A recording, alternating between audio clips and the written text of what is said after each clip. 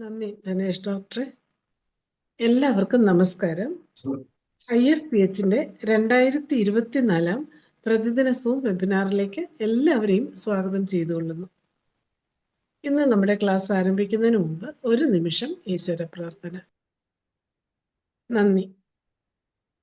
ഇന്ന് നമുക്ക് അതിഥിയായി എത്തിയിരിക്കുന്നത് ഡോക്ടർ വേണുഗോപാൽ എസ് റെഡ്ഡി സാറാണ്. MD MRCP UK, ABIM USA, physician and behavioural scientist USA. മണ്ടത്തരങ്ങൾ 7 തരം എന്ന വിഷയത്തിൽ ക്ലാസ് എടുക്കുന്നതിന് ഡോക്ടർ വേണുഗോപാൽ എസ് റെഡ്ഡി സാറിനെ ആദരപൂർവ്വം സ്നേഹപൂർവ്വം ഈ പ്ലാറ്റ്ഫോമിലേക്ക് സ്വാഗതം ചെയ്തുകൊള്ളുന്നു. സാറിന് ആരംഭിക്കാം. Okay, right. Okay, I think that എല്ലാവർക്കും എന്നെ കേൾക്കാമെന്ന് വിചാരിക്കുന്നു. ഞാൻ ആദ്യത്തെ സ്ലൈഡ് ഒന്ന് കാണിക്കാം, just to make sure everything is all right. Slide കാണാം, എന്നെ കേൾക്കാം എന്ന് ഞാൻ ഊഹിക്കുന്നു. മണ്ടത്തരങ്ങൾ 7. 8ാമത്തെ തരത്തെ മണ്ടത്തരമുണ്ട്. ഇത് നിങ്ങൾ ഒരുപാട് പേര് അറിയിച്ചിട്ട് ഈ ടോക്കിന് വരാത്തവരുണ്ടല്ലോ, അതാണ് 8ാമത്തെ മണ്ടത്തരം. ഈ ടോക്കിന് അറ്റൻഡ് ചെയ്യാൻ വരാത്തവരാണ്, അതാണ് 8ാമത്തെ മണ്ടത്തരം. കേട്ടോ മറിയമ്മാജി, മിക്കവരും കേട്ടാണ് ഇഡിയറ്റ് എന്ന് പറയുന്നത്, സ്റ്റുപ്പിഡ്. രണ്ടും ഒരേ അർത്ഥമാണ്. സ്റ്റുപ്പിഡിറ്റി, ഇഡിയസി രണ്ടും അർത്ഥം സെയിം. ആൽബർട്ട് ഐൻസ്റ്റൈന്റെ കൊട്ടേഷനിൽ ഞാൻ തുടങ്ങുകയാണ്. 2 things are infinite: the universe and human stupidity. And I'm not sure about the universe.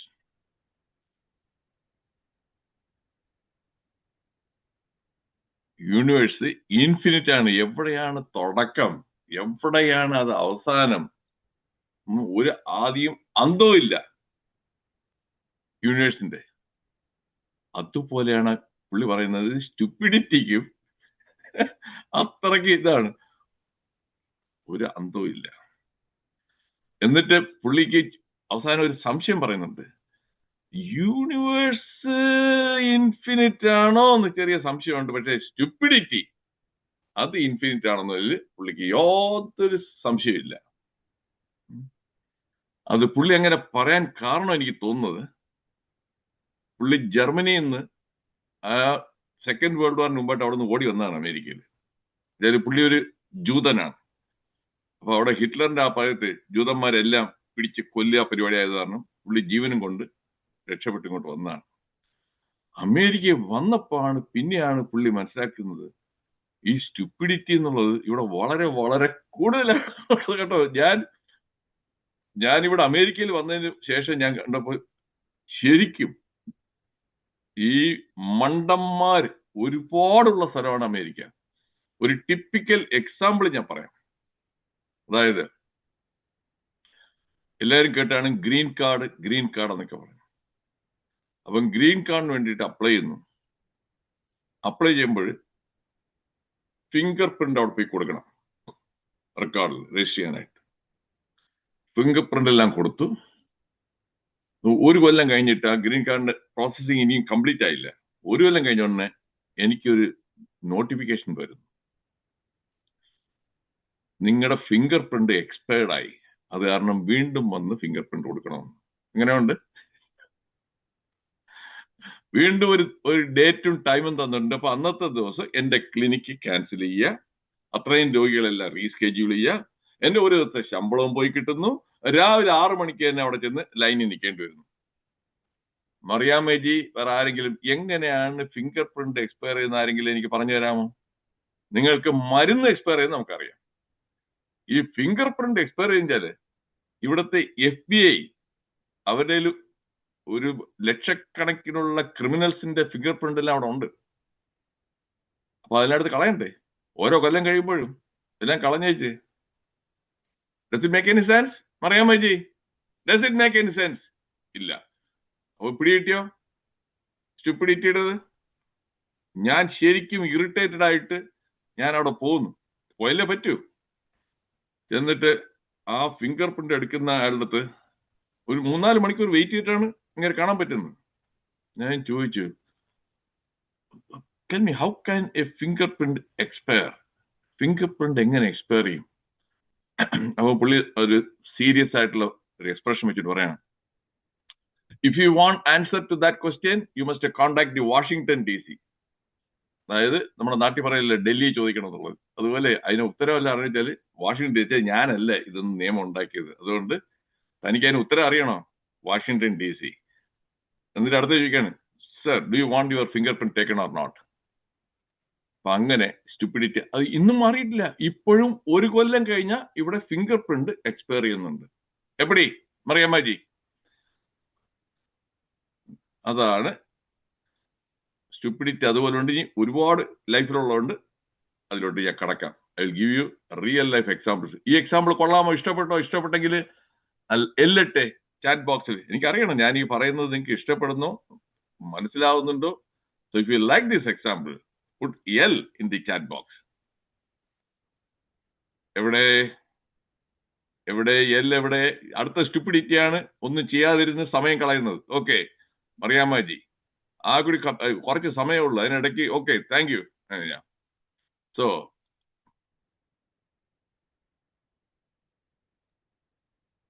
Thank you. എന്റെ mission always 3E: entertain, enlighten and empower. എല്ലാ ടോക്സും they are based on FSQ, facts, stories, quotes. ഇപ്പൊ ഒരു story ഞാൻ പറഞ്ഞു കഴിഞ്ഞു. ഒരു സ്റ്റോറിയാണ് ആ ഫിംഗർ പ്രിന്റ്. അതൊരു കൊച്ചു കഥയാണ്, റിയൽ ലൈഫ് സ്റ്റോറി. ഇതിനെക്കുറിച്ചുള്ള ഞാൻ ഏതൊരു ടോക്കിന് മുമ്പ് ഒരുപാട് ഞാൻ റിസർച്ച് ചെയ്യാറുണ്ട്. അപ്പൊ അങ്ങനെ നോക്കിയിട്ടുണ്ടെങ്കിൽ എത്ര ബുക്കുകൾ നോക്കിയിട്ടുണ്ടെങ്കിൽ numerous books. Psychology of stupidity ഒരു title, idiots everywhere, some people are amazingly stupid, പിന്നെ the book of stupid questions. Stupid ചോദ്യത്തിന്റെ അതിന്റെ ഒരു കൊച്ചു കഥ പറഞ്ഞു തരാം. മറിയാമ്മജി റെഡിയാണല്ലോ കൊച്ചു കഥ കേൾക്കാനായിട്ട്? ആ, ഞാൻ ആശുപത്രിയിൽ പ്രാക്ടീസ് ചെയ്തിരുന്നപ്പോൾ, ഇപ്പോൾ ഞാൻ റിട്ടയർഡ് ആണ്. അപ്പൊ ഈ നമ്മുടെ ഈ സോർ ത്രോട്ട് വരുന്നു, ഒരു ഫാരിഞ്ചൈറ്റിസ് ഡയഗ്നോസ് ചെയ്തിട്ട് ഞാൻ അഡ്വൈസ് പറഞ്ഞു, I would like you to just gargle with warm salt water 2 or 3 times a day and avoid food that is cold, food and drinks that are cold till the pain is gone. അപ്പോഴാ സാഹിബ് ചോദിക്കാണ്, 60 വയസ്സ് പ്രായമുണ്ട്. അപ്പം പ്രായത്തിന് യാതൊരു കാര്യം ഇത് കുറവില്ല, കൊച്ചു പയ്യനല്ല. അങ്ങനെ can I eat ഐസ്ക്രീം? എങ്ങനെയുണ്ട് അറിയാമേജി? അത് സ്റ്റുപ്പിഡ് ക്വസ്റ്റ്യൻ ആണോ അതോ അല്ലയോ? സ്റ്റുപ്പിഡ് ആണോ? അതാണ്. can I eat ice cream? എനിക്ക് വിശ്വസിക്കാൻ പറ്റുന്നില്ല. ആൽബർട്ട് ഐൻസ്റ്റീൻ ഉടനെ എനിക്ക് ഓർമ്മ വന്നു, ചേട്ടാ ഞാൻ കോൾഡ് ഫുഡ് എന്ന് പറഞ്ഞാൽ ഇയാള് ഐസ്ക്രീം കഴിക്കാമെന്ന് ചോദിക്കുന്നു. അപ്പോഴും ഞാൻ ഒരു ഇതായിട്ട് ഞാൻ പറഞ്ഞു, if the ice cream is hot you can. തിരിച്ച് അങ്ങനെയല്ലേ എനിക്ക് പറയാൻ പറ്റത്തുള്ളൂ. ഐസ്ക്രീം നല്ല ചൂടാണെന്നുണ്ടെങ്കിൽ കഴിച്ചോ എന്ന് പറഞ്ഞു. അപ്പോഴും ഐ ഗെറ്റ് ഇറ്റ്. ഇതാണ് ഇവിടത്തെ സ്റ്റുപ്പിഡ് ചോദ്യങ്ങൾ. ഇതുപോലെ ഒരുപാടുണ്ട്. നമുക്ക് കഷ്ടിച്ചൊരു 50 മിനിറ്റ് സമയമുള്ളൂ. അത് കാരണം കൂടുതൽ പറയാൻ പറ്റുന്നില്ല, അത്രയേ ഉള്ളൂ.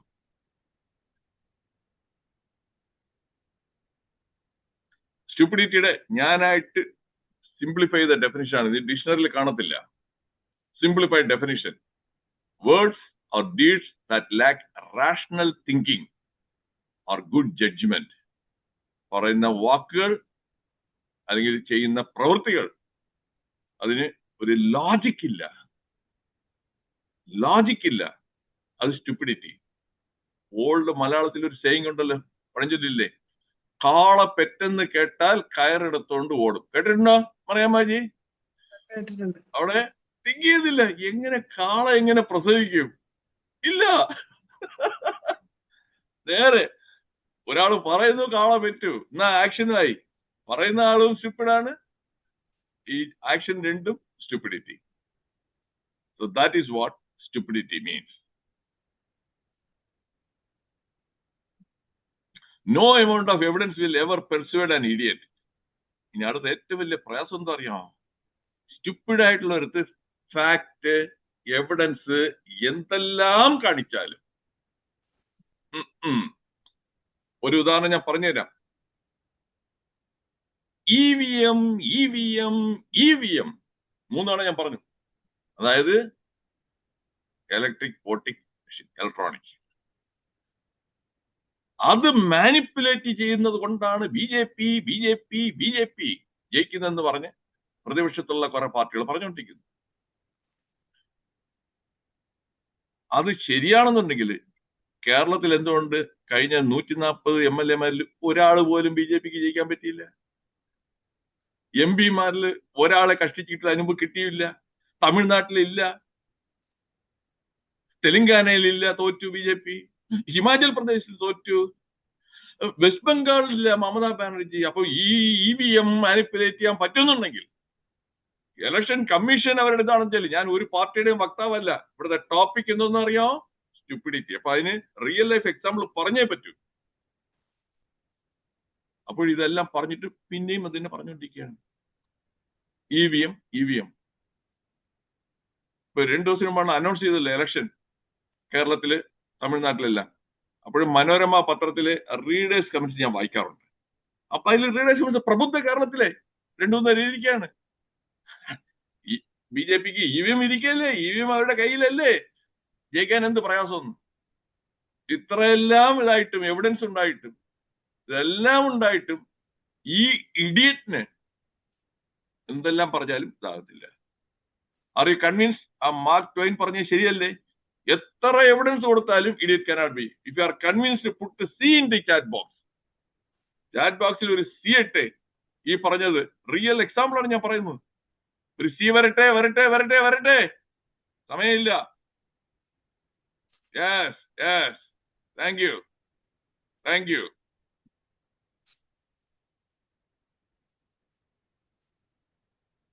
ഇനി അടുത്ത ചോദ്യമാണ്, is Kerala God's own country or idiots own country? ഇപ്പൊ ഉത്തരം പറയണ്ട, ഇപ്പോഴാരും ഉത്തരം പറയണ്ട. എന്റെ ടോക്ക് കഴിയുമ്പോൾ അപ്പോഴത്തേക്കും ഞാൻ കുറെ ഫാക്ട്സ് എല്ലാം ഷെയർ ചെയ്തതിനു ശേഷം അപ്പോഴും നിങ്ങളൊന്ന് ചെയ്താൽ മതി. ഇത് ഗോഡ്സ് ഓൺ കൺട്രി ആണോ അതോ ഇഡിയറ്റ്സ് ഓൺ കൺട്രി ആണോ എന്നുള്ളത് ഞാൻ പറയത്തില്ല. ഞാൻ പറഞ്ഞു കഴിഞ്ഞാൽ എന്നെ കടിച്ചു കയറാൻ വരും. ഇയാള് അവിടെ അമേരിക്ക ഇരുന്നുകൊണ്ട് ഇയാൾക്ക് നമ്മുടെ നാടിന്റെ പുച്ഛമാണ് കേട്ടാ, ഇയാള് ഇവിടെ അല്ലേ ഫണ്ട് ഉണ്ടായിരുന്നത്, എന്നിട്ട് ഇപ്പോഴാളെല്ലാം ഇത് പറയുന്നു എന്ന് പറഞ്ഞ് അങ്ങനെ എന്നെ കയറി കടിച്ചു കയറാൻ വരും. അതുകൊണ്ട് ഞാൻ പറയുന്നില്ല, നിങ്ങൾ തന്നെ പറയണം. 7 types of stupidity: pure stupidity, ignorant stupidity, ego-driven stupidity, fish out of water stupidity, overthinking stupidity, Dunning-Kruger stupidity, emergent stupidity. ഇതെല്ലാം പുതിയതാണോ നിങ്ങൾക്ക്? നിങ്ങൾ കേൾക്കുന്നത് പുതിയതാണ് വെച്ചാല് ന്യൂ എന്നുള്ള ഒരു എന്നിട്ടെ എനിക്കറിയണം. ഞാൻ ഈ പറയുന്നത് നിങ്ങൾ ഇതിനു മുമ്പ് കേട്ടിട്ടില്ല, ആദ്യമായിട്ടാണ്. ഒരു താങ്ക് യു ഷൈല. മാർച്ച് മാസം 17-ാം തീയതി അമേരിക്കയിലെ ഒരു കിഴങ്ങൻ ഡോക്ടർ വേണുഗോപാൽ റെഡ്ഡിയാർ പറഞ്ഞിട്ടാണ് ആദ്യമായിട്ട് കേൾക്കുന്നുണ്ടെങ്കിൽ അപ്പോൾ എനിക്കൊരു ഇത് കിട്ടത്തുള്ളൂ. Okay, smart. Okay, sharing new information. Thank U.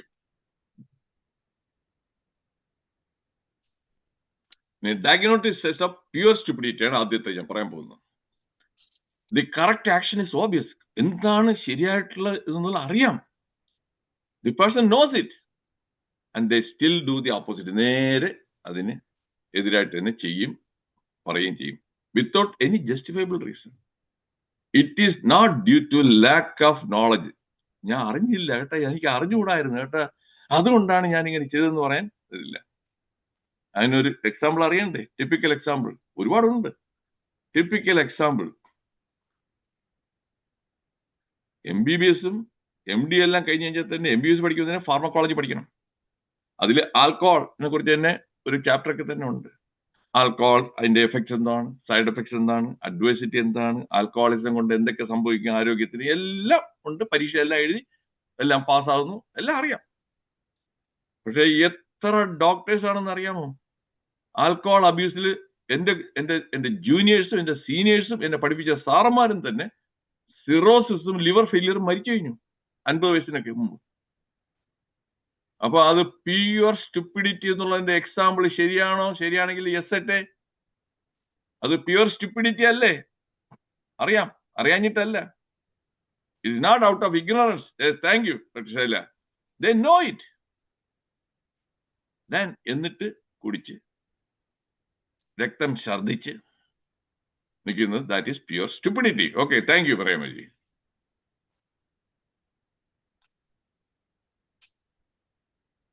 രണ്ടാമത്തത് ignorance stupidity. They don't know. They don't know that they don't know. അവർക്ക് അത് അറിഞ്ഞുകൂടാന്ന കാര്യം അറിഞ്ഞുകൂടാ അവർക്ക്. They don't know that they don't know. അപ്പൊ അവിടെ നിന്നാണ് ഔട്ട് ഓഫ് ഇഗ്നറൻസ് ആണ് അവർ ചില മണ്ടത്തരം കാണിക്കുന്നത്. അപ്പൊ അത് ഇഗ്നറൻസ് ആണോ എന്ന് അറിയണമെന്നുള്ള അടുത്ത ടെസ്റ്റ് എന്ത് ചെയ്യും? അവർ റിയലി ഇഗ്നറന്റ് ആണെന്നുണ്ടെങ്കിൽ നമ്മൾ അവരടുത്ത് കാര്യം പറയുന്നു, അത് ശരിയാ ഇങ്ങനെയാണ് എന്ന് പറഞ്ഞു കഴിഞ്ഞാൽ അപ്പോഴെന്തായിരിക്കും അവരുടെ reaction? If you give them the missing information, does the stupidity vanish instantly? Yes. Oh, thank you പറയും. Oh, I didn't know that one. Oh, really? Oh, okay. അവരത് പിന്നെ ആവർത്തിക്കാതിരുന്നു കഴിഞ്ഞാൽ അതിന്റെ അർത്ഥം that stupidity was ignorant stupidity. ഇത് clear ആണോ? Clear ആണെങ്കിൽ ഒരു സിയട്ടെ. ഇതിൽ ഓരോന്നും അറിഞ്ഞറിഞ്ഞു പോണം. അയാൾ കാണിച്ച മണ്ടത്തരം അയാൾക്ക് അറിവില്ലായ്മ കാരണം കൊണ്ടാണോ? യെസ്, താങ്ക് യു ഡോക്ടർ ബാസി. ആണെന്നുണ്ടെങ്കിൽ yes, that is the proof. എന്തുകൊണ്ട് അത് വരുന്നു? ഇഗ്നറന്റ് അല്ലാത്തതും ആ പ്യുവർ സ്റ്റുപ്പിഡിറ്റി അല്ലാത്തൊരു ടൈപ്പ് ഓഫ് ഇതുണ്ട്, ego driven stupidity. Refusing to admit ignorance. അറിഞ്ഞുകൂടാ, എന്നാലും അറിഞ്ഞുകൂടാന്ന് പറയാൻ വലിയ പ്രയാസമാണ് അഡ്മിറ്റ് ചെയ്യാനായിട്ട്. Or acknowledge mistake. ഒരു അബദ്ധം പറ്റിക്കഴിഞ്ഞാൽ അയ്യോ എനിക്ക് അബദ്ധം പറ്റിയാണ് പറയത്തില്ല. They try to rationalise the stupid behaviour. അതായത് അതിനെ ന്യായീകരിക്കാൻ നോക്കും. നമ്മൾ കണ്ടില്ലേ ന്യായീകരണ തൊഴിലാളികൾ? അത് അവരുടെ ഈഗോ ഡ്രിവൺ സ്റ്റുപ്പിഡിറ്റി ആണ്. They will never change, they will never admit. ഇതിൽ അവരുടെ ഈഗോ അലോ ചെയ്യുന്നില്ല. ഇത് മനസ്സിലായോ? If you have understood, put you in the chat box. ഇതാണ് നമ്മുടെ നാട്ടിൽ ഏറ്റവും കൂടുതലായിട്ടുള്ളത്, ego driven stupidity. Thank you doctor Shaila. ആരാണ് ഈഗോ ഏറ്റവും കൂടുതലുള്ളതെന്ന് അറിയാമോ? കുറച്ച് കോളേജ് ഡിഗ്രി വിദ്യാഭ്യാസം കഴിഞ്ഞ് പോസ്റ്റ് ഗ്രാജുവേറ്റ് ഡിഗ്രിയും ഒരു PhD എല്ലാം കിട്ടിക്കഴിഞ്ഞാൽ പിന്നെ ഈഗോയ്ക്ക് യാതൊരു ക്ഷമവും ഇല്ല. എല്ലാം അറിയാം. ആ ഈഗോ വളരെ കുറവായിട്ടുള്ള അറിയാം, കോളേജിൽ പോത്തവരാണ്. ഹൈസ്കൂൾ ഡ്രോപ്പ് ഔട്ട് അറിയാം, അവർക്ക് ഈഗോ വരുന്നില്ല. ഇന്നിപ്പോ നാട്ടില് SSLC പാസ്സായി കഴിഞ്ഞാൽ തന്നെ അവന് ഈഗോ വന്നു കഴിഞ്ഞു. അതുകൊണ്ടാണ് അവിടെ കൂലിപ്പണിക്ക് ആളെ കിട്ടാത്തത്. ബീഹാർ ഇന്നും ഒറീസ ഇന്നും ബംഗാളിയൊക്കെ വന്ന് ചെയ്യാൻ കാരണം എന്താ അറിയാം? ഈഗോ. എന്നിട്ട് ആ ഈഗോ ഡ്രിവൺ സ്റ്റുപ്പിഡിറ്റി എന്താണ്? അവിടെ ഇപ്പൊ നാട്ടിൽ ജോലി ചെയ്ത് കഴിഞ്ഞാൽ ഒരു ദിവസം 1000 രൂപ കിട്ടും. ശരിയാണോ? 1000 രൂപ വരെ ഒരു ദിവസം കൂലിപ്പണിക്ക് പോയാൽ കിട്ടും. അവിടെ തെങ്ങ് കയറുന്നവൻ, തിരുവനന്തപുരത്തിന് തെങ്ങ് കയറുന്നതിന് ഒരു തെങ്ങ് കയറാനായിട്ട് 75 മുതൽ 100 രൂപയാണ്. ഒരു ദിവസം ഒരു 10-20 തെങ്ങ് കയറിക്കുന്നതിന് ഒരു മാസം 25,000-30,000 രൂപ സമ്പാദിക്കാം. Am I right? If I am right, put R in the chat box. If I am right, put R in the chat box. 25,000 രൂപ പുഷ്പം പോലെ ഉണ്ടാക്കാം തെങ്ങ് കയറാനായിട്ട്. ആ തെങ്ങ് കയറാൻ യന്ത്രമുണ്ട് ഇപ്പോഴും. പ്രത്യേകം എളുപ്പമാണ്. എന്തുണ്ട്, ഞാൻ SSLC പാസ്സായി. എന്നിട്ട് എന്ത് ചെയ്യും? 2 ലക്ഷം 3 ലക്ഷം രൂപ കൊടുത്ത് ഗൾഫില് ഒരു ജോലിക്ക് പോകും. ഗൾഫില് ഇപ്പോൾ ഫോർ യുവർ ഇൻഫർമേഷൻ, ഗൾഫിൽ വെച്ചാൽ ഞാൻ ഗൾഫിൽ കൂടെ ഒരുപാട് പോയിട്ടുള്ളതാണ്. ഈ ഫ്ലൈറ്റൊക്കെ പോകുമ്പോഴേ ദുബായ് വഴി മറ്റേ എയർപോർട്ട്, ഖത്തർ എയർപോർട്ട് എല്ലാത്തിലും ഞാൻ പോയിട്ടുള്ളതാണ്. അവിടുത്തെ കക്കൂസ് കഴിയാൻ നിൽക്കുന്നത് ഒരുപാട് പേര് മലയാളികളാണ്. അവിടെ കക്കൂസും കഴുകിക്കൊണ്ടിരിക്കും. ഇവിടെ അന്തസ്സായിട്ട് സ്വന്തമായിട്ട് ഇവിടെ തെങ്ങ് കയറി ഇത്രയും ചെയ്തില്ല. എന്നിട്ട് കിട്ടുന്നോ 10,000-20,000-30,000 രൂപ ശമ്പളത്തിൽ. അത് അവിടെ തന്നെ ഒരു 10,000-15,000-20,000 രൂപ ചെലവാകും. പിന്നെ കഷ്ടിച്ച് നാട്ടിലേക്ക് ഒരു 10,000 രൂപ അയച്ചു കൊടുക്കും. വാങ്ങിച്ച കടമുണ്ടല്ലോ ഒരു 3 ലക്ഷം, അത് അടച്ചു തീർക്കാൻ തന്നെ വർഷങ്ങൾ എടുക്കും. Is it clear? ഇത് ക്ലിയർ ആണെന്ന് വെച്ചാൽ ചെയ്യട്ടെ, ക്ലിയർ ആണെന്ന് വെച്ചാൽ ചെയ്യട്ടെ. ഇതാണ് ഏറ്റവും സ്റ്റുപ്പിഡിറ്റിയുടെ ഹൈറ്റ്. അവന്റെ ഈഗോ കാരണം അവിടെ ചെന്ന് പൊരിയുന്ന വെയിലത്തും കുടുംബം എല്ലാം വിട്ടിട്ട് അവിടെ ചെന്ന് ഇതായിട്ട്, ഗൾഫിലാണ് ജോലി. ജോലി എവിടെ? എയർപോർട്ടിലാണ്. പിന്നെ പറയുന്നത് കള്ളം പറയും. ശരിയാണ്, സത്യമാണ്, എയർപോർട്ടിലാണ് ജോലി. അതാണ് ഹോൾ ട്രൂത്ത് അല്ല. എയർപോർട്ടിൽ എന്ത് ജോലി അത് മിക്കവരും അന്വേഷിക്കത്തില്ല. എയർപോർട്ടിൽ അവിടെ കക്കൂസ് ഉണ്ട്. ഞാൻ എത്ര തവണ കണ്ടിട്ടുണ്ടെന്ന് അറിയാമോ? അപ്പൊ അതാണ് ഈഗോ ഡ്രിവൻ സ്റ്റുപ്പിഡിറ്റി.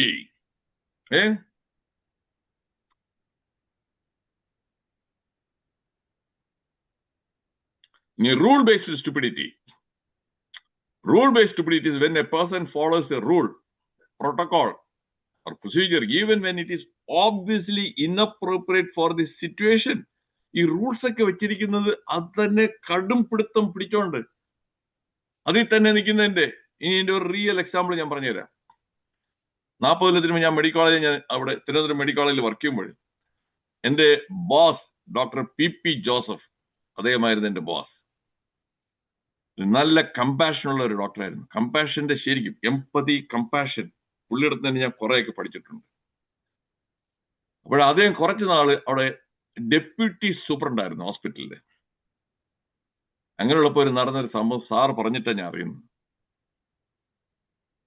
ഈ മുക്കുവന്മാർക്കുണ്ടല്ലോ കടലിൽ പോകുന്ന ഫിഷർമാൻ, അവർക്ക് ഫിഷർമാന് അവര് എന്തെങ്കിലും ഇതായിട്ടൊക്കെ മരിച്ചാല് അവർക്കൊരു ക്ഷേമം പെൻഷനായിട്ട് അന്നത്തെ കാലത്ത് 40-50 10-200 രൂപ കൊടുക്കും. അപ്പൊ അങ്ങനെ അതിനൊരു വകുപ്പുണ്ട്. അപ്പൊ അതിനു വേണ്ടിയിട്ട് അയാളുടെ ഭാര്യ നേരെ തഹസിൽദാർ ചെന്ന ഉടനെ തഹസിൽദാർ ഇത് ഡെത്ത് സർട്ടിഫിക്കറ്റ് കൊണ്ടുവരാൻ പറഞ്ഞു. എന്നാൽ ഇവര് പോസ്റ്റ്മോർട്ടം ആണല്ലോ. ഇയാൾ കടലിൽ മീൻ പിടിക്കാൻ പോയപ്പോൾ അവിടെ വെച്ചാണ് മരിക്കുന്നത്. സോ ആക്സിഡന്റ് ആണ്.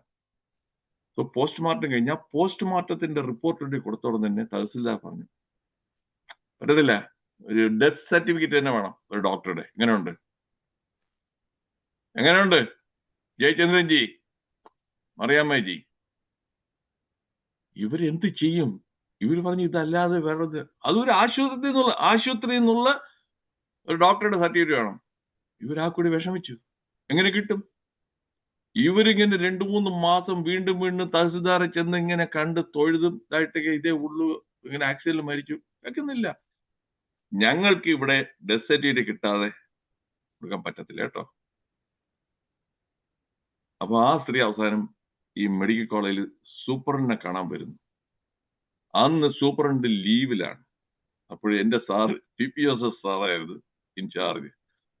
സാറ് ഇവരിങ്ങനെ വന്നു, ഇങ്ങനെ സാറിന്റെ അടുത്ത് പറഞ്ഞോണ്ടേ സാറ് ഉടൻ തന്നെ ഒരു വെള്ള പേപ്പർ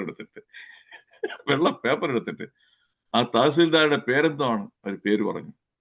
ആ തഹസിൽദാരുടെ പേരും വെച്ച് തഹസിൽദാർക്ക് ഒരു എഴുതി, postmortem is always done on a dead body. ശവശരീരത്തിലാണ് പോസ്റ്റ്മോർട്ടം ചെയ്യുന്നത്. If a person is not dead, ഒരാൾ മരിച്ചിട്ടില്ല എന്നുണ്ടെങ്കിൽ പോസ്റ്റ്മോർട്ടം കഴിയുമ്പോൾ അത് മരിച്ചു കഴിയും. If a person is not dead, the person will be dead after the postmortem. So I certify that person is dead. This is a death certificate. എന്ന് പറഞ്ഞ് sir എഴുതി ഒപ്പിട്ട് അവർ കൊടുത്തു, പരിഹരിക്കപ്പെട്ടു. ഈ എക്സാമ്പിൾ എങ്ങനെയുണ്ട്? Rule based. ആ തഹസിൽദാരൊക്കെ കുനിച്ചു കയറി ഇടിക്കണം, ഇടിയോടെ ഇടിക്കണം കേട്ടാ. അങ്ങനെയൊക്കെ അയാൾക്ക് തന്നെ അന്ന് തന്നെ എഴുതാം, ഡെത്ത് ആണെന്നുള്ളത് എഴുതാം. Postmortem report is presented. ആരെങ്കിലും അയാളുടെ കഴുത്തിന് വെട്ടുമോ മറിയാമ്മജി? ഇല്ലെങ്കിൽ നോ ഇട്ടേ. അയാൾക്ക് എന്തെങ്കിലും സംഭവിക്കുമോ? അയാൾ ശരിക്കും ന്യായമായിട്ട് മരിച്ച, ജീവിച്ചിരിപ്പില്ലാത്ത ഒരു മുക്കുവന്റെ ഭാര്യയ്ക്കാണ് അലോ ചെയ്യുന്നത്. അതുപോലും ഇല്ല, കണ്ണിൽ ചോരയില്ലാത്ത ഇങ്ങനെയുള്ള കുറെ പേരുണ്ട്. എല്ലാം റൂൾ ബേസ്ഡ്, റൂളും പറഞ്ഞുകൊണ്ടിരിക്കും. തടസ്സവാദങ്ങൾ എല്ലാത്തിലും തടസ്സം പറഞ്ഞുകൊണ്ടിരിക്കും. Okay, thank U.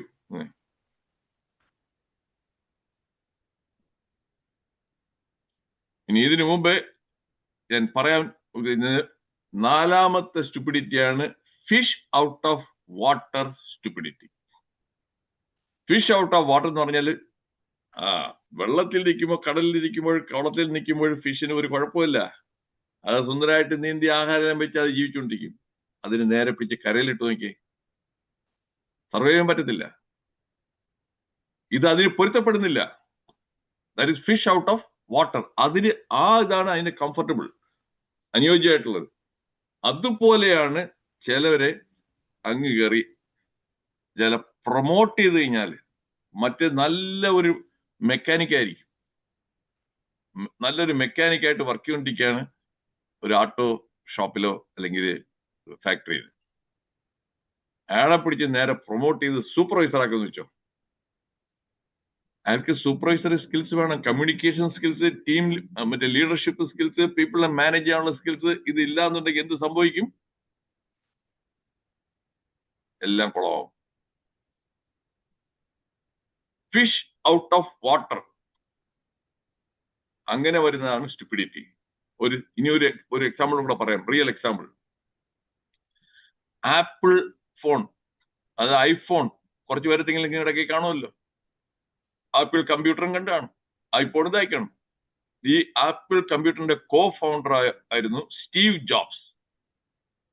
പുള്ളി അതെല്ലാം തുടങ്ങി സക്സസ്ഫുൾ ആയിട്ട് ഈ ഐഫോണൊക്കെ വരുന്നതിന് മുൻപേ എല്ലാം നിൽക്കുന്ന സമയത്ത് പുള്ളിക്കാരൻ നമ്മുടെ ഈ പെപ്സി അതിന്റെ എല്ലാം ഉള്ള സിഇഒ, ഒരു സ്കള്ളി, ജോൺ സ്കള്ളി എന്നാണ് എന്റെ ഓർമ്മ. ഇയാൾ വിചാരിച്ച ആള് ഉഗ്രനാണല്ലോ, ഏത് സിഇഒ, പെപ്സിയുടെ ഉഗ്രൻ സെയിൽസ്. അപ്പൊ നമ്മുടെ ഇവിടുത്തെ സിഇഒ ആയിട്ട് മാർക്കറ്റിങ്ങിന് കയറ്റിക്കളയാം എന്ന് പറഞ്ഞ് അയാളെ ഇവിടെ കൊണ്ടുവന്ന് കയറ്റി സിഇഒ ആക്കി. 2 കാര്യം സംഭവിച്ചു. അയാള് സ്റ്റീവ് ജോബ്സിനെ തന്നെ പുറത്താക്കി. കയറ്റിയതിന് പ്രത്യുപകാരം, നോ ഗുഡ് ഡീഡ് ഗോസ് അൺപണിഷ്ഡ്. അയാൾ സ്റ്റീവ് ജോബ്സിനെ ഹീ കിക്ക്ഡ് ഔട്ട്. എന്നിട്ട് അയാൾ അടുത്തൊരു 6-7 കൊല്ലം കൊണ്ട് ആ ആപ്പിൾ കമ്പ്യൂട്ടറിനെ കുളമാക്കി. അതിന്റെ മാർക്കറ്റ് വാല്യൂ എല്ലാം ഇതായി കംപ്ലീറ്റ് അത് പരിതാപകരമായിട്ടുള്ള സിറ്റുവേഷനിലാക്കി.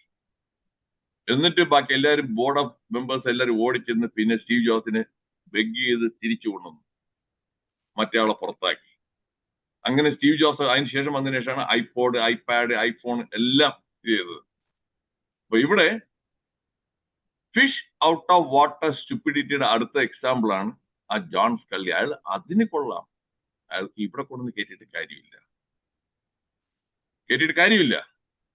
നമ്മൾ അവിടെ ഒരു MLA ആയിട്ട് കൊള്ളാം, അവരെ പിടിച്ച് MP ആയിട്ട് വിട്ടു കഴിഞ്ഞാണല്ലോ പോക്കാണ്.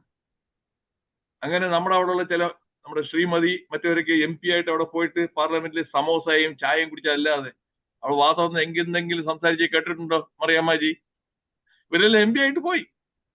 MP ഇവിടെ MLA ആയപ്പോൾ നല്ല കഴിവുണ്ടായിരുന്നു, അസംബ്ലിയിലൊക്കെ ഇതായിട്ട് കാര്യങ്ങളെല്ലാം ചെയ്യാനായിട്ട് കഴിവുണ്ട്. പക്ഷെ അവിടെ ചെന്നപ്പോൾ fish out of the water, language എല്ലാം ബാരിയർ. ഈ എക്സാമ്പിൾ ക്ലിയർ ആണെങ്കിൽ ചെയ്യട്ടെ.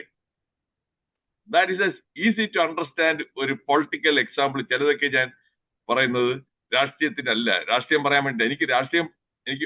ഞാനൊരു ഇൻഡിപെൻഡന്റ് ആയിട്ടുള്ള പൊളിറ്റിക്കൽ ഒബ്സർവർ ആണ്, ക്ലോസ് ആയിട്ട് നോക്കും. പക്ഷെ ഞാൻ ഒരു പാർട്ടിയുടെയും വക്താവല്ല. റിയൽ എക്സാമ്പിൾസ് പറഞ്ഞാലേ ഇതാകത്തുള്ളൂ. Thank you മറിയാമ്മജി.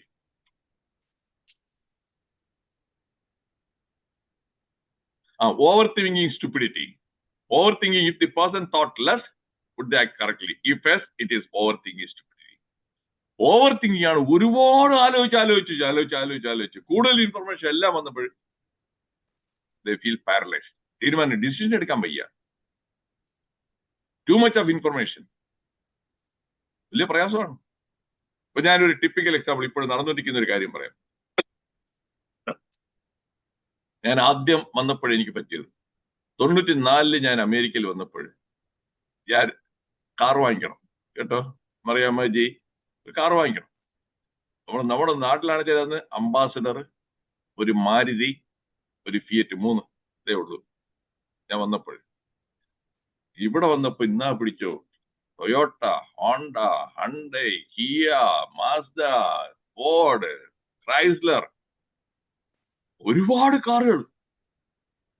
അപ്പോഴ് ഡിസിഷൻ എടുക്കാനായിട്ട് നേരെ ചെന്ന് ഷോറൂമിൽ ചെല്ലുന്നു. അത് കാണുമ്പോൾ ഇത് കാണുമ്പോൾ കൊള്ളാം, അത് കാണുമ്പോൾ കൊള്ളാം, ഇത് കൊള്ളാം, അത് കൊള്ളാം, ഇത് കൊള്ളാം, ഇത് കൊള്ളാം. മറ്റേ ചെന്നപ്പോൾ ടൊയോട്ട, അവിടത്തേക്ക് കാണാൻ കൊള്ളാം. Indecision, over thinking. ഇത് വാങ്ങിക്കണോ, അത് വാങ്ങിക്കണോ, അത് വാങ്ങിച്ചാൽ ഇതെങ്ങനെ ഇരിക്കും, ഇത് വാങ്ങിച്ചാൽ എങ്ങനെ ഇരിക്കും. Get my point? ക്ലിയർ ആയോ? Over thinking. അതാണ് പെണ്ണ് കാണാൻ പോകുന്ന ചിലരൊക്കെ ഗൾഫിൽ നിന്ന് വരും പെണ്ണ് കാണാനായിട്ട് 2 ആഴ്ചത്തെ അവധിയിൽ. ഒരു 7-8 പെണ്ണുങ്ങളെല്ലാം നോക്കാൻ പോയിട്ടും അവസാനം തീരുമാനിക്കാൻ പറ്റത്തില്ല ആരെ എടുക്കണം എന്നുള്ളത്. ഇത് വേണോ, അത് വേണോ, ഇത് വേണോ, അത് വേണോ, ശരിയാണോ, ശരിയാണെങ്കിൽ യെസ് എന്നിട്ടേ. സംഭവിക്കുന്നില്ല അവിടെ. Over thinking. എല്ലാം കണ്ടിട്ട് ഒന്നുമില്ല, ഓക്കെ താങ്ക് യു. രംഭ, മേനക, ഊർവശി, തിലോത്തമ 4നെയും കണ്ടു കഴിഞ്ഞാൽ ആരെ കെട്ടണമെന്ന് ഇൻഡ്യൂഷൻ വരെ തീരുമാനിക്കാൻ പറ്റത്തില്ല. 4ഉം കൊള്ളാം. അതുകൊണ്ട് ഓവർ തിങ്കിങ് പാടില്ല, ചോയ്സ് കൂടുതൽ പാടില്ല. ഇപ്പോഴും ഞാൻ എന്റെ മകന് വേണ്ടിയിട്ട് ഒരു കാർ വാങ്ങിക്കണം, ഒരു യൂസ്ഡ് കാർ വാങ്ങിക്കണം. അപ്പൊ അന്നൊക്കെ ഇരുന്ന് പഠിച്ചു. അതുകൊണ്ട് എന്താണ്, ആദ്യമേ തന്നെ തീരുമാനിച്ചു വാങ്ങിക്കുന്നത് ജർമ്മൻ ബ്രാൻഡ് ഒന്നും വാങ്ങിക്കത്തില്ല. വാങ്ങിക്കുകയാണെന്നുണ്ടെങ്കിൽ ജാപ്പനീസ് ബ്രാൻഡ് പ്രിഫറബിൾ ആയത്. അത് ഒന്നില് ടൊയോട്ട, ഹോണ്ട, നിസാൻ. എന്നിട്ട് അതിനും എല്ലാം തീരുമാനിച്ചു വരുമ്പോൾ കൺഫ്യൂഷൻ വരുന്നില്ല, ഓവർ തിങ്ക് വരുന്നില്ല. ആ പ്രൈസ് ആദ്യം തന്നെ ഞാൻ തന്നെ മനസ്സിൽ കാണും. എത്രയാണ്, ഇത്രയും ഡോളറിന് താഴെ പ്രൈസ് ഫാക്ടറായി, ഇത്രയും മൈലിന് താഴെ. എന്നിട്ട് ഗൂഗിളിൽ ഞാൻ ഇടുന്നു, ആ ഇൻപുട്ട് ഇടുന്നു. Used Toyota ക്യാമറി, less than 110,000 miles, price less than $16,000. വന്നു കഴിഞ്ഞു. ഓവർ തിങ്കിന്റെ ഇത് കുറയ്ക്കുകയാണ്. ഈ എക്സാമ്പിൾ ക്ലിയർ ആയോ? ഇത് പിടികിട്ടിയോ? ഈ പെണ്ണുങ്ങൾ സാരി വാങ്ങിക്കാൻ പോകുമ്പോൾ, കല്യാണ സാരി വാങ്ങിക്കാൻ പോകുമ്പോൾ അവിടെ ഒരു 10-15 കടയിൽ കയറി ഇറങ്ങിയിട്ട് ഒന്നും വാങ്ങിക്കാതെ ആ കൂടി തിരിച്ചു വരുന്ന എത്ര സംഭവം ഉണ്ടെന്ന് അറിയാമോ? ശരിയാണോ മറിയാമാജി ഞാൻ ഈ പറയുന്നത്? അല്ലേ? അവിടെ പാർത്താസി പോവും, ജയലക്ഷ്മി പോവും, ശീമാട്ടി പോവും, എല്ലായിടത്തും കയറി ഇറങ്ങി അവിടുത്തെ ഈ സാരി, ബനാറസ് സാരി, അത് ഇത് എല്ലാം കൂടെ നോക്കി അവസാനം ഒന്നും വാങ്ങിക്കത്തില്ല. അതാണ് over thinking stupidity.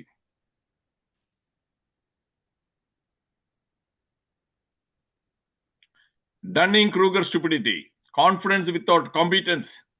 They overestimate their ability. It makes Dunning-Kruger stupidity people arrogant. അതാണ് ഇന്നിപ്പോ രാഷ്ട്രീയത്തിൽ ഞാൻ പേര് പറയാതെ തന്നെ നിങ്ങൾക്ക് ഊഹിക്കാൻ പറ്റും. ഞാൻ ഇന്ന തറവാടാണ് പറഞ്ഞു വരുന്നത്. എന്താണ് ഡൈനസ്റ്റി? ഞാൻ ഇന്ന തറവാട്ടില് എന്റെ മറ്റേ മുതുമുത്തച്ഛൻ, എന്റെ മുത്തശ്ശി, എന്റെ അച്ഛൻ, അതുകൊണ്ട് ഞാൻ അടുത്ത പ്രധാനമന്ത്രി ആകാനായിട്ട് എല്ലാം കോമ്പിറ്റന്റ് ആണ്. ഈ എക്സാമ്പിൾ പിടികിട്ടിയോ? ക്ലിയർ ആയോ? അത്രയും മാത്രം പറഞ്ഞാൽ മതി. നിങ്ങൾ എഗ്രി ചെയ്യണ്ട. എക്സാമ്പിൾ ക്ലിയർ ആണോ? ആ ഡണ്ണിങ് ക്രൂഗർ എഫക്റ്റിനുള്ള എക്സാമ്പിൾ ആണ്. If it is clear, put C in the chat box. ആ എക്സാമ്പിൾ മാത്രം. എന്നുവെച്ചാല് ഞാൻ ആരെയും നിർബന്ധിക്കത്തില്ല, ഞാൻ ഈ പറയുന്നതിനെ കംപ്ലീറ്റ് ആയിട്ട് യോജിക്കണം എന്നുള്ളതില്ല. പക്ഷെ ഒരു എക്സാമ്പിൾ ഞാൻ പറയണല്ലോ, അതിന് വേണ്ടിയിട്ടാണ്. Is that clear? Is it clear? Put C in the chat box. Okay, C. Thank you. അപ്പൊ അതാണ് ഈ തറവാട്. അവിടെയാണ് പ്രശ്നം വരുന്നത്. തറവാടിൽ ഒരു കാര്യമില്ല എന്നുള്ളതിന് പ്രൂഫാണ്, ഏറ്റവും വലിയ പ്രൂഫാണ് ഇപ്പോഴത്തെ പ്രധാനമന്ത്രി. ഞാൻ മോഡി ഭക്തനൊന്നും അല്ല. ഞാൻ ഇന്നും പറയും, പലതവണയും പറഞ്ഞിട്ടുണ്ട്. രാജീവ് ഗാന്ധി എന്ന ഒരു മനുഷ്യൻ അന്ന് പ്രധാനമന്ത്രി ആയതുകൊണ്ടാണ് ഇന്ന് ഇന്ത്യ പച്ച പിടിച്ച് നിൽക്കുന്നത്. അപ്പൊ ഞാനൊരു സംഖ്യയാണെന്ന് ഞാൻ രാജീവ് ഗാന്ധിയെ പ്രശംസിക്കത്തില്ല. ആ രാജീവ് ഗാന്ധിയാണ് ആദ്യമായിട്ട് കമ്പ്യൂട്ടർ വൽക്കരണത്തിനെ കുറിച്ചുള്ള ആ ഒരു വിഷനറി. ഇന്ന് മിക്കവരുടെ നിങ്ങളുടെ ബന്ധുക്കളോ നിങ്ങളുടെ പിള്ളേരോ അമേരിക്കയിലോ കാനഡയിലോ ഓസ്ട്രേലിയയിലോ എഞ്ചിനീയർ ആയിട്ട് ജോലി ചെയ്യുന്നുണ്ടെങ്കിൽ രാജീവ് ഗാന്ധിയാണ് ഇന്ത്യയുടെ എക്കോണമി. അതേപോലെയാണ് ഇന്നത്തെ നമ്മുടെ ഗ്രോത്തിനും 10ാമത്തെ സ്ഥലത്ത് നിന്ന് 4th ലാർജസ്റ്റ് എക്കോണമി. ഇന്നിപ്പോഴാ ആ LPG ഇതെല്ലാം ക്ഷാമ സമയത്തും 2 കപ്പലിനെ ഇറാന്റെ അടുത്ത് സംസാരിച്ച് നമ്മുടെ സേഫായിട്ട് കൊണ്ടുവരുന്നത് ആരാണ്? മോഡി ഗവൺമെന്റ് ആണ്. മോഡി ഗവൺമെന്റ്. തറവാടൊന്നും ഇല്ല. ഒരു ചായ കച്ചവടക്കാരന്റെ മകൻ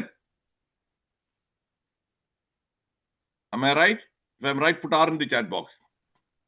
If I'm right, put R in the chat box. ഞാൻ നിങ്ങളെ ചിന്തിക്കാൻ വേണ്ടിയിട്ടാണ് ഞാൻ ഇതെല്ലാം പറയുന്നത്. Thank you Basi.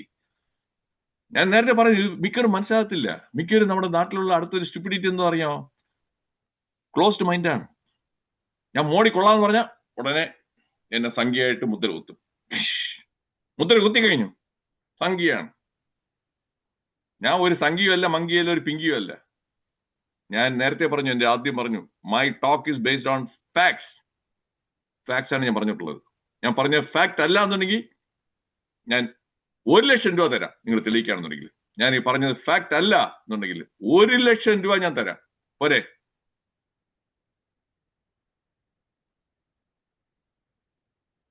Emergent stupidity. Emergency അല്ല. Emergent stupidity occurs when a group of intelligent individuals acting together produce outcomes that are far dumber than any one of them would produce alone. അതായത് ഒരു committee എന്ന് കേട്ടിട്ടുണ്ടോ? ഒരു committee, ആ കമ്മിറ്റിയുടെ number 3-ൽ കൂടുതൽ members വന്നു കഴിഞ്ഞാൽ മിക്കപ്പോഴും ഒരു തീരുമാനവും അവർക്ക് എടുക്കാൻ പറ്റത്തില്ല. പിന്നെ അവര് സബ് കമ്മിറ്റിയെ ചെയ്യും. ഒരു കമ്മിറ്റി അടുത്തൊരു ഒന്ന് പ്രസവിച്ച് ഒരു സബ് കമ്മിറ്റി വരും. ആ സബ് കമ്മിറ്റി അടച്ച പിന്നെ ഒരു സബ് കമ്മിറ്റി നീണ്ടു പോവും. എല്ലാവരും ചെയ്യല് ടു മെനി പീപ്പിൾ. ഇന്റലിജന്റ് ആണ് ഓരോരുത്തരും. അതാണ് സ്റ്റുപ്പിഡിറ്റി. ഗ്രൂപ്പായിട്ട് വന്നു കഴിഞ്ഞാൽ. Do you agree? If you agree, put A in the chat box. നമ്മുടെ നാട്ടിൽ കാണുന്നില്ലേ എത്ര തവണയാണ് കമ്മിറ്റിയുടെ അടുത്ത സിറ്റിംഗ്? മെയ് മാസം 15-ാം തീയതി. മെയ് മാസം 15-ാം തീയതി കഴിഞ്ഞു അടുത്ത സിറ്റിംഗ്. ഇത് മാറ്റി അറിയാൻ മതി. അതാണ് എമർജന്റ് സ്റ്റുപ്പിഡിറ്റി. അതേപോലെ ഒരു അസുഖമായിട്ട് പൊക്കഴിഞ്ഞാല്, ഇന്നത്തെ കോർപ്പറേറ്റ് ഹോസ്പിറ്റലില് പൊക്കഴിഞ്ഞാല് ജനറൽ മെഡിസിൻ മാത്രം കണ്ടു കഴിഞ്ഞാൽ രക്ഷപ്പെടും. അത് കഴിഞ്ഞിട്ട് നേരെ കൺസൾട്ടേഷൻ ഒരു കാർഡിയോളജിസ്റ്റ്, ഒരു ന്യൂറോളജിസ്റ്റ്, ഒരു ഗ്യാസ്ട്രോൻട്രോളജി. കുളമാണ്. ഒരു എമർജന്റ് സ്റ്റുപ്പിഡിറ്റിയുടെ ഒരു എക്സാമ്പിൾ. Is it clear? ഒന്നിലേറെ സ്പെഷ്യലിസ്റ്റ് വന്ന് നോക്കി കഴിഞ്ഞാൽ ഓരോരുത്തരും ഓരോ രീതിയിലാണ് അതിനെ കാണുന്നത്. ഡയഗ്നോസ് തന്നെ വേറെ രീതിയിൽ പോകും. ഇയാളൊരു MRI സ്കാൻ എടുത്തിട്ട് അയാൾ വേറെന്ന് പറയും. മറ്റേ ആൾ ഒരു എൻഡോസ്കോപ്പി അല്ലെങ്കിൽ ഇത് അത് അയാൾ വേറെന്ന് പറയും. അടുത്ത വേറെ ടെസ്റ്റ് ചെയ്തിട്ട്. ഇതെല്ലാം ഞാൻ മെഡിക്കൽ ഡോക്ടറാണ്. ഞാൻ എന്റെ അച്ഛൻ ഇവിടെ അമേരിക്കയിൽ നിന്നപ്പോഴും എന്റെ അച്ഛൻ അതേപോലെ ഒരു കോർപ്പറേറ്റ് ഹോസ്പിറ്റലിൽ പോയിട്ട്, ഞാൻ ഇവിടെ ആയതുകൊണ്ട് ഇതായിപ്പോയി. അവിടെ ഇന്നാ പിടിച്ച ഒരു 3-4 സ്പെഷ്യലിസ്റ്റ്, ഓരോരുത്തരും ഓരോ ഡയഗ്നോസിസ് കേട്ടോ. അപ്പൊ എന്റെ അവിടെ അവർ കൺഫ്യൂസ്ഡ് ആണ് എന്ത് ചെയ്യണമെന്ന്. ഞാൻ പറഞ്ഞ എല്ലാം മറക്ക്, അത് അയാളൊന്നും അല്ല. അടുത്ത ജനറൽ മെഡിസിൻ അയാൾ ഉണ്ടല്ലോ, അയാൾ ഇത് പറഞ്ഞു, അത് മാത്രം മതി, മറ്റൊന്നും വേണ്ട. forget about it. So that is what it is. Emergent stupidity. ഇത് നന്നായിട്ട് ക്രിസ്റ്റൽ ക്ലിയർ ആയോ? ക്ലിയർ ആണെന്ന് വെച്ചാൽ CC8. അതുകൊണ്ട് ദയവ് ചെയ്ത് ഒന്ന് ഓർത്തോളണം. നിങ്ങൾ എന്തെങ്കിലും അസുഖം ഉണ്ടെങ്കിൽ ആദ്യം ഒരു MBBS കാരനെയോ അല്ലെങ്കിൽ ഒരു ജനറൽ മെഡിസിൻകാരനെയോ മാത്രം കാണും. എന്നിട്ട് അവർ തീരുമാനിക്കട്ടെ. അതല്ലാതെ സ്വയമായിട്ട് ഒരു തലവേദന, നമുക്കൊരു ന്യൂറോളജിസ്റ്റ് അല്ലേ തലവേദന, MBBS കാരൻ എന്തോ അറിയാം, MD കാരൻ എന്തോ അറിയാം. അയാൾ ന്യൂറോളജിസ്റ്റ്, അയാൾ എന്ത് ചെയ്യും? MRI സ്കാനും CT സ്കാനും ഓർഡർ ചെയ്യും.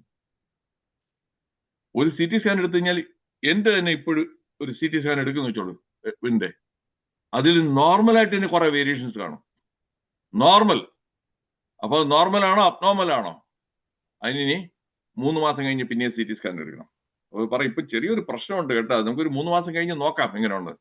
എന്റെ സമാധാനം പോയി കിട്ടിയോ മറിയാമ്മാജി? പോയില്ലേ? ഇതാണ് അവിടെ നടക്കുന്നത്. 3 മാസം കഴിഞ്ഞ് എനിക്കവിടെ തിരുവനന്തപുരത്ത് ഒരാൾ ഒരു AG's ഓഫീസിൽ നിന്ന് റിട്ടയർ ചെയ്ത് അങ്ങയുടെ ഭാര്യയെ കൊണ്ടുപോയ കഥ എനിക്കറിയാം. അതുകൊണ്ടാണ് ഞാൻ ഇത് പറഞ്ഞത്. അവരുടെ ഭാര്യയ്ക്ക് ഒരു പ്രത്യേകമൊന്നും ഇല്ല. അവർക്ക് ഉണ്ടായിരുന്നത് കോവിഡ് കഴിഞ്ഞ ചെറിയ തലവേദന നേരെ എന്നാ പിടിച്ച ന്യൂറോളജിസ്റ്റ്, എന്നാ പിടിച്ച CT സ്കാൻ എടുത്തു. അവിടെ ചെറിയ എന്നാണ്ട് ഒരു ഇത് കാണുന്നുണ്ട്. അപ്പൊ അതെന്താണ്? അത് 3 മാസം കഴിഞ്ഞ് അത് കഴിഞ്ഞ് അടുത്ത 6 മാസം കഴിഞ്ഞ് അത് അപ്പോഴും തന്നെ ഉണ്ട്. നമുക്ക് മോണിറ്റർ ചെയ്യാം. തീർന്നാ മോണിറ്റർ ചെയ്യാം. അത് റേഡിയേഷൻ എല്ലാം കൊണ്ട് വിഷമായിട്ടിരിക്കുകയാണ്. Don't go there. Everyone is intelligent, the group becomes paralyzed. Bystander effect. Outcome, nothing gets done. Group ആകുമ്പോൾ ഒന്നും ചെയ്യത്തില്ല അവസാനം. ഒരു ഉദാഹരണം നിങ്ങൾക്ക് എത്ര പേർക്ക് അറിയാമെന്ന് അറിഞ്ഞൂടാ. തിരുവനന്തപുരത്ത് പത്മനാഭസ്വാമി ക്ഷേത്രത്തിലെ കുളത്തിൽ ദിസ് ഹാപ്പൻ ഒരു 14 കൊല്ലത്തിന് 15 കൊല്ലത്തിന് മുമ്പാണ്. ഒരാൾ അവിടെ കയറി മുങ്ങുന്നു. എന്നിട്ട് 100 കണക്കിന് പേര് ചുറ്റും നോക്കിക്കൊണ്ടിരുന്നു ആരും ഇറങ്ങി രക്ഷിക്കാനായിട്ട്. അവന് നീന്താൻ അറിഞ്ഞൂടാ. അവൻ കയറി മുങ്ങിതാക്കിക്കൊണ്ടിരിക്കുന്നു. ഇതൊക്കെ മുങ്ങി മരിച്ചു. ഇത് കേട്ടിട്ടുണ്ടെങ്കിൽ ഒന്ന് എസ് ഈ സംഭവം. അപ്പൊ 100 കണക്കിന് ആൾക്കാർ നിപ്പുണ്ട്. Bystander effect. ആരും ചെയ്യുന്നില്ല. ഇവരായിരിക്കും ഞാൻ മറ്റേത് ഇറങ്ങുമായിരിക്കും, അവിടെ പോലീസ്, അപ്പൊ അയാൾ ഇറങ്ങുമായിരിക്കും, ഇയാൾ ചെയ്യുമായിരിക്കും, അയാൾ ചെയ്യുമായിരിക്കും, ഇയാൾ ചെയ്യുമായിരിക്കും എന്ന് പറഞ്ഞിട്ട് ബൈസ്റ്റാൻഡറായിട്ട് കാഴ്ചക്കാരായിട്ട് നിൽക്കും. റോഡിലൊരു ആക്സിഡന്റ് പറ്റി ഒരാൾ ഇടിച്ച് വീണെന്ന് വെച്ചോളൂ, അപ്പോഴും ചുറ്റിരുന്ന് എന്ന് വെച്ച് മൊബൈൽ ഫോൺ വെച്ച് എടുത്തോണ്ടിരിക്കും. ആരും സഹായിക്കാനായിട്ടൊന്നും വരത്തില്ല. ഒരു 911 വിളിച്ച് ഒരു ആംബുലൻസിനെ വിളിച്ച് കൊണ്ടുപോകാനായിട്ട് ഇല്ല. ശരിയാണോ? ശരിയാണോ ഞാൻ ഈ പറയുന്നത്? അവിടെ രക്തം വാർന്നൊലിച്ച് മരിക്കും. Bystander effect. ഗ്രൂപ്പാണ്, ഉണ്ട്, ഒരുപാട് പേര് നോക്കുന്നുണ്ട്. നമ്മുടെ സിനിമയിൽ കണ്ടിട്ടില്ല, അത് തന്നെയാണ്. സിനിമയിൽ മോഹൻലാൽ സിനിമയിൽ സ്റ്റണ്ട് സീനൊക്കെ ഇല്ലേ, റോഡിൽ വെച്ച് സ്റ്റണ്ട് അടിച്ചുകൊണ്ടിരിക്കുമ്പോൾ ഒരുത്തനെ അടിക്കുന്നു മോഹൻലാൽ, അല്ലെങ്കിൽ വേറെ ചെയ്യുന്നു. അതെ, എത്ര പേര് ഇങ്ങനെ ചുമ്മാ നോക്കിക്കൊണ്ടിരിക്കുന്നില്ലേ അല്ലേ? ചുമ്മാ നോക്കിക്കൊണ്ടിരിക്കും. റിയൽ ലൈഫിൽ അതാണ്. ദാറ്റ് ഈസ് ഗ്രൂപ്പ് ആയിട്ട് വരുമ്പോൾ.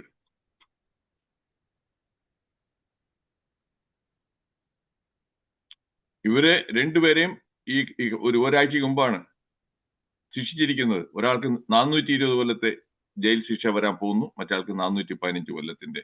രണ്ടുപേരും ഫ്രോഡ് കാണിച്ച് ഇവിടെ. മറ്റേ ഒരാൾ ഡെന്റിസ്റ്റ് ആണ്, $1 മില്യൺ ഡെന്റിസ്റ്റ്. അവിടുത്തെ സ്റ്റുപ്പിഡിറ്റി ഒന്ന് ആലോചിച്ച് നോക്കിയേ. എവിടെയാണ് സ്റ്റുപ്പിഡിറ്റി? 420 കൊല്ലം ജയിൽ ശിക്ഷ. എങ്ങനെയുണ്ട് പ്രശ്നം? മറ്റേ ആൾക്ക് 415. മറിയാമ്മജി എത്ര കൊല്ലം ജീവിച്ചിരിക്കും? മറിയാമ്മയ്ക്ക് അറിയാവുന്ന ആരെങ്കിലും എത്ര പേരാണ് 120 കൊല്ലത്തിൽ കൂടുതൽ ജീവിച്ചിട്ടുള്ളത്? ഇല്ലല്ല. ശിക്ഷ 420, 415. ഞാൻ പറഞ്ഞില്ല, അമേരിക്കയിൽ വന്നതിന് ശേഷമാണ് ഐൻസ്റ്റൈന് ഇത് ഇത്രയും സ്റ്റുപ്പിഡ് ആയിട്ടുള്ള രാജ്യം എന്നുള്ളത്. അപ്പൊ ഇതിനെ കളിയാക്കിക്കൊണ്ട് ഒരു സിനിമയിൽ ഉഡി അല്ലൻ എന്ന് പറഞ്ഞ അയാൾ ഒരു നല്ലൊരു പ്രൊഡ്യൂസർ, ഡയറക്ടർ, ഒരു നല്ല കൊമീഡിയനാണ്. അയാളെ ഇതേപോലെ ഒരു ബാങ്ക് കൊള്ളയടിച്ചതിന് വേണ്ടിയിട്ട് ശിക്ഷിക്കും. ഒരു ബാങ്ക് അയാൾ കൊള്ളയടിച്ചെന്ന് പറഞ്ഞിട്ട് ഇതേപോലെ ഒരു 400 കൊല്ലത്തെ ശിക്ഷ ജയിലിൽ. ഒന്ന് അവസാനം ജഡ്ജി ചോദിക്കും, നിങ്ങൾക്ക് എന്തെങ്കിലും ആഗ്രഹമുണ്ടോ, എന്തെങ്കിലും റിക്വസ്റ്റോ വല്ലതും പറയാനുണ്ടോ? ഞാൻ പറഞ്ഞു 1 റിക്വസ്റ്റ്. അത് ആ 400 കൊല്ലത്തിന് 200 കൊല്ലമായിട്ട് കുറച്ച് തരാമോ? ആ 400 കൊല്ലം കുറച്ച് കൂടിപ്പോയി, ഒന്ന് 200 കൊല്ലമായിട്ട് ഒന്ന് കുറച്ച് തരാമോ എന്നുള്ളത്. എങ്ങനെയുണ്ട്? ചിരിക്കാൻ വകയുണ്ടോ? ചിരിക്കാൻ വകയുണ്ടെന്നുണ്ടെങ്കിൽ it is a good for laughing. Put L in the chat box. ഞാൻ ആ സീൻ കണ്ടിട്ട് എനിക്ക് ഇപ്പോഴും ആ സീൻ എനിക്ക് മറക്കാൻ പറ്റുന്നില്ല. അയാൾ ഇവിടത്തെ ആ സ്റ്റുപ്പിഡിറ്റി എത്ര ഭംഗിയായിട്ടാണ് കളിയാക്കിക്കൊണ്ട് പറഞ്ഞത്. 400 കൊല്ലം അങ്ങനത്തെ യുവർ ഓണർ, ക്യാൻ യു ഒന്ന് റെഡ്യൂസ് ഇറ്റ് ഒരു 200 കൊല്ലമായിട്ട് ഒന്ന് കുറച്ച് തരാമോ? ഇങ്ങനെ. So that is how it is. Stupid parents and grandparents will raise stupid kids. Kids will acquire stupid. Parents stupid ആണെന്നുണ്ടെങ്കിൽ പിള്ളേരും അതുപോലെ തന്നെ സ്റ്റുപ്പിഡ് ആകും. ജങ്ക് ഫുഡ് അവിടെ കഴിക്കുന്ന ആരാണ്? ഈ പാരന്റ്സ് അല്ലേ? വിളിച്ചുകൊണ്ടുപോയി ഉള്ള മാളിലൊക്കെ കയറ്റി ഉള്ള ജങ്ക് ഫുഡ് എല്ലാം കഴിപ്പിച്ച് അവർ ആ ശീലം വളർത്തിക്കഴിഞ്ഞു. Stupidity, stupidity. നാളെ അവർ അത് തന്നെ കഴിച്ചുകൊണ്ടിരിക്കും. എല്ലാ അസുഖങ്ങളും പിടിപെടും. സെൽഫോൺ, 1 വയസ്സ് കുട്ടിക്ക് അവിടെ സെൽഫോൺ കൊടുക്കുന്ന കണ്ടിട്ടില്ലേ ഈ പാരന്റ്സും ഗ്രാൻഡ് പാരന്റ്സും? എന്നിട്ട് ആ സ്ക്രീൻ ടൈം അഡിക്ഷൻ, അവർക്ക് കണ്ണിന് കാഴ്ചയ്ക്ക് പ്രയാസം. എന്റെ ഒരു ഫ്രണ്ട് അവിടെ ഒഫ്താൽമോളജിസ്റ്റ് ഉണ്ട് ട്രിവാൻഡ്രത്ത്. പുള്ളി പറഞ്ഞിപ്പം യങ്ങർ ഏജിൽ തന്നെ മിക്കവർക്കും വിഷൻ റിലേറ്റഡ് പ്രോബ്ലം ഉണ്ട്. ഈ സ്ക്രീൻ അഡിക്ഷൻ. ആരാണ് അതിന്റെ ഉത്തരവാദികൾ? സ്റ്റുപ്പിഡ് ആയിട്ടുള്ള പാരന്റ്സും ഗ്രാൻഡ് പാരന്റ്സും. എത്ര ഇത് പറഞ്ഞിട്ടുണ്ട്. എന്നിട്ട് അവർക്ക് അറ്റൻഷൻ ഇതായിപ്പോയി. സ്ക്രോൾ ചെയ്ത് ക്ലാസ്സിൽ ചെയ്യുന്നില്ല. പിന്നെ സൈക്കോളജിനെ കൊണ്ട് കാണിക്കാൻ പോവാണ്. ശ്രദ്ധിക്കുന്നില്ല, കുട്ടി ശ്രദ്ധിച്ച് പഠിക്കുന്നില്ല. കാരണം സ്റ്റുപ്പിഡിറ്റി. സ്റ്റുപ്പിഡിറ്റി. ഗ്രാൻഡ് പാരന്റ്സും പാരന്റ്സും ആണ് ഇന്നിപ്പം. Ideals R idiots. ഐഡിയലിസം പറഞ്ഞുകൊണ്ടിരിക്കുന്ന എല്ലാം ഇഡിയറ്റ്സ് ആണ്. Only idiots refuse to change their minds. Ideology is the science of idiots. ഞാൻ കൂടുതൽ വിശദീകരിക്കുന്നില്ല, സമയക്കുറവ് കാരണം. Who is the bigger idiot? ഇതാണ് വുഡി അലൻ. ഇദ്ദേഹമാണ് ആ സിനിമയിൽ ജഡ്ജിന് പറഞ്ഞ 400 കൊല്ലം കൂടിപ്പോയി 200 കൊല്ലമായിട്ട് കുറച്ചു തരാമോ. Who gets fooled by the idiot? Putin 2021 ഡിസംബറിൽ ആ സെലൻസ്കിയെ വാൺ ചെയ്തു, നീ നാറ്റോ മെമ്പർഷിപ്പ് അത് നീ ഉപേക്ഷിക്കണം. നാറ്റോ മെമ്പർഷിപ്പ് നീ അത് ഉപേക്ഷിച്ചില്ല എന്നുണ്ടെങ്കിൽ ഞാൻ നാറ്റോ മെമ്പർഷിപ്പ് എടുത്തു കഴിഞ്ഞാൽ നാറ്റോയുടെ ആർമി ഫോഴ്സ്, മിലിറ്ററി ഫോഴ്സ് പുടിന്റെ റഷ്യയുടെ ബാക്ക് യാർഡിൽ കൊണ്ട് അവർക്ക് സ്ഥാപിക്കാം. അപ്പൊ റഷ്യക്ക് അവരുടെ സേഫ്റ്റി സെക്യൂരിറ്റിക്ക് ത്രട്ടായില്ലേ? അത് കാരണം ഒരു മാന്യമായിട്ടുള്ള ഭാഷയിൽ ഗിവ് അപ്പ് ദാറ്റ് ഇതിനെ കഴിഞ്ഞാൽ ഞാൻ ഇൻവൈഡ് ചെയ്യും. ഇല്ല, ഇഗ്നോർ ചെയ്ത് സ്റ്റുപ്പിഡിറ്റി അറഗൻസും എന്നെ ബാക്കി എല്ലാവരും സഹായിക്കും. അമേരിക്ക ഉണ്ട്, യൂറോപ്യൻ യൂണിയൻ ഉണ്ട്. അയാള് മെമ്പർഷിപ്പ് ചെയ്ത് റഷ്യ അകത്ത് കയറി എത്ര പേരെ കൊന്നു, എത്ര പേര് മരിച്ചു. രണ്ടിടത്തും ഉണ്ട്. പക്ഷെ യുക്രൈനാണ് കൂടുതൽ ഡാമേജ്. യുക്രൈന്റെ കുറെ സ്ഥലമെല്ലാം റഷ്യ പിടിച്ചെടുത്തു, അതും കൂടെ പോയി, സ്ഥലവും പോയി കിട്ടി. എന്നിട്ട് ഇപ്പോഴെന്താ സംഭവിക്കുന്നത്? സ്റ്റുപ്പിഡിറ്റിയുടെ 4 കൊല്ലമായി വാർ. 4 കൊല്ലം റഷ്യയുടെ ഇക്കോണമിക്ക് ഒരു ചുക്കും സംഭവിച്ചില്ല. ഉക്രൈൻ എല്ലാ താമസത്തില്. എന്നിട്ട് 4 കൊല്ലം കഴിഞ്ഞപ്പോ ഇപ്പോഴെന്താണ് പറയുന്നത്? Zelensky Ukraine willing to drop ambitions to join NATO. ഇതിലപ്പുറം എക്സാമ്പിൾ വേണോ സ്റ്റുപ്പിഡിറ്റിയുടെ? 4 കൊല്ലം ഒരു ജോക്കർ അവിടെ ഇരുന്നുകൊണ്ട് കാണിച്ചത് എന്തെല്ലാം പ്രശ്നം. ആ ജോക്കർ അത് കാണിച്ച കാരണം നമുക്കും സാങ്ഷൻ എല്ലാം വന്നു. റഷ്യയിൽ നിന്ന് എണ്ണ വാങ്ങിക്കരുത്, കിണ്ണ വാങ്ങിക്കരുത് എല്ലാം വന്നതെന്നാണ് ആ ജോക്കർ കാരണം, അവന്റെ സ്റ്റുപ്പിഡിറ്റി. ഇത് ക്ലിയർ ആയോ? ക്ലിയർ ആയെങ്കിൽ ഒരു C8 മൈ ഡിയർ ഫ്രണ്ട്സ്. ഇത് ക്ലിയർ ആയെങ്കിൽ ഒരു C8. ഈ എക്സാമ്പിളൊക്കെ റിയൽ എക്സാമ്പിൾ ആണ്. മിക്കവരും അറിഞ്ഞുകൂടാത്ത കാര്യമാണ് ഞാൻ പറയുന്നത്. Okay doctor Shaila, thank you. Doctor Prashobhan, thank you.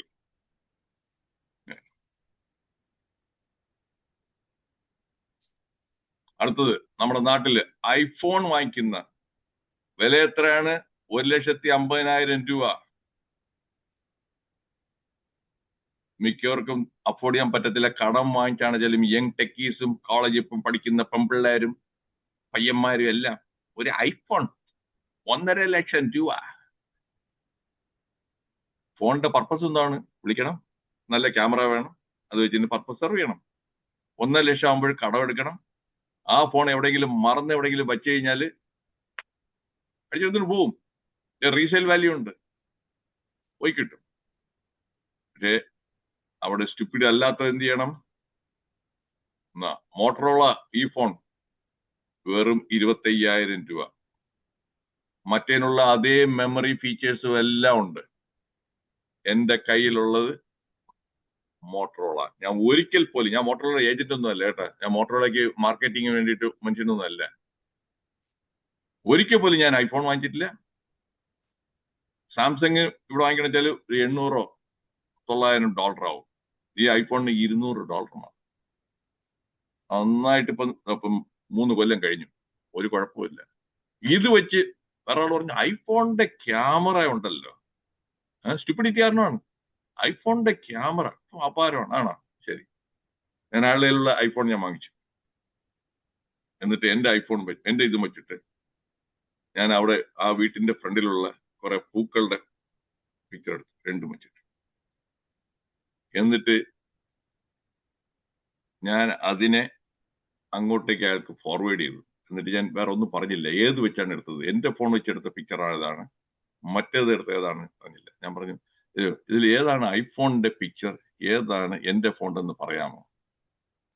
ഇല്ല, ഇങ്ങനെ പറയാൻ പറ്റുന്നില്ല. ഞാൻ പറഞ്ഞു ഇപ്പൊ മനസ്സിലായോ? You are not able to even see the difference. എന്നിട്ട് ഇത്രയും ഒരു $800 കൂടുതൽ കൊടുക്കുന്നത് മണ്ടത്തരമാണോ അല്ലയോ? മണ്ടത്തരമാണെന്നുണ്ടെങ്കിൽ എസട്ടെ. ഈ ഐഫോൺ വാങ്ങിക്കുന്നത് കാശുണ്ടോ? പൂത്ത കാശുണ്ടോ? ചെലവാക്കിക്കൊള്ളൂ. പൂത്ത കാശുണ്ടെങ്കിൽ ചെലവാക്കൂ, കുഴപ്പമില്ല. ഒരു കൊച്ചു അദാനിയോ കൊച്ചു അംബാനിയോ ആണെങ്കിൽ ചെലവാക്കിക്കൊള്ളൂ. അല്ലല്ലോ, മാസ ശമ്പളം കിട്ടുന്നത് ഒരു 40,000 രൂപയ്ക്കൊക്കെ ആണ് മിക്ക IT ജോലി ചെയ്യുന്നവര്. 40,000 ഒക്കെയാണ്. വളരെ കുറച്ച് പേർക്കൊക്കെ ഉള്ളൂ 1 ലക്ഷത്തിൽ കൂടുതലൊക്കെ. അതിൽ ഈ ഫോൺ വേണ്ടിയിട്ട് ഇത്രയും ചെലവാക്കാന്ന് പറഞ്ഞത് സ്റ്റുപ്പിഡിറ്റി, അത് ഈഗോ. കയ്യിലിരിക്കുന്നത് ഐഫോൺ എന്ന് കാണിക്കണം 4 പേരടുത്ത്. ഞാൻ ആര്? If an idiot were to tell you the same story every day for a year, you would end up by believing it. അതാണ് വീണ്ടും വീണ്ടും വീണ്ടും EVM പറഞ്ഞുകൊണ്ടിരിക്കുന്നു, അതിന് വിശ്വസിച്ചുകൊണ്ടേയിരിക്കുന്നു. പോരെ example, that is what is happening. ആ പറയുന്നതിന് നല്ല ഇഡിയറ്റ് ആണ് അവൻ.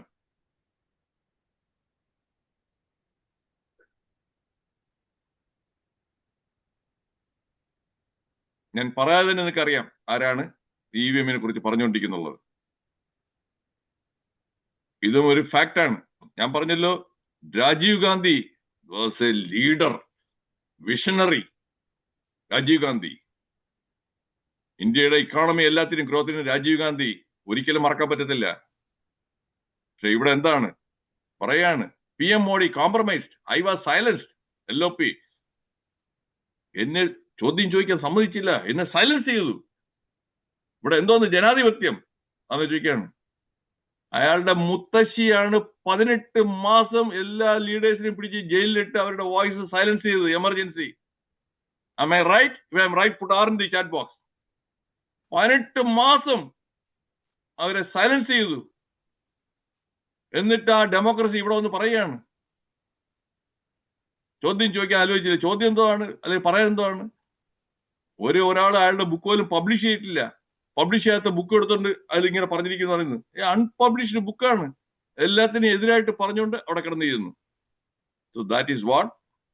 അത് സപ്പോർട്ട് ചെയ്യുന്ന ഒരുപാട് നമ്മുടെ പ്രബുദ്ധ മലയാളികളുണ്ട്.